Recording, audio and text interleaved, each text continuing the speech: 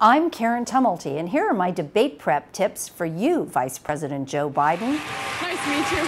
Hey, can I call you Joe? Okay, good. First lesson, one of your favorite tactics is always effective. So slather on some praise before you make an attack, as you did here. Congressman Paul Ryan, who is a good, smart, decent man, and he is. He's laid out the Republican vision for how to deal with the deficit and how to move forward. But he does it by decimating Medicare. Second, before you start talking about Paul Ryan taking us back to the 1960s, remember, he hadn't been born yet. The differences among us, the four of us, between the president and Governor Romney, these differences matter. They matter in terms of American social policy, whether we continue to progress or we go back to the 60s. Lesson 3, humor goes a long way, especially when the joke is on yourself. Biden is a gaffe machine.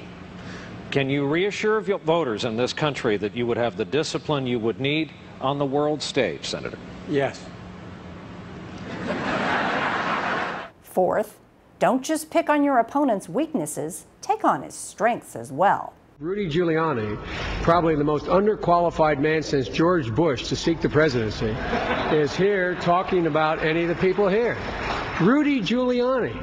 I mean, think about it. Rudy Giuliani, there's only 3 things he mentioned in a sentence, a noun and a verb and 9/11. I mean, there's nothing else. And the 5th lesson, tell your own story. The notion that somehow, because I'm a man, I don't know what it's like to raise 2 kids alone.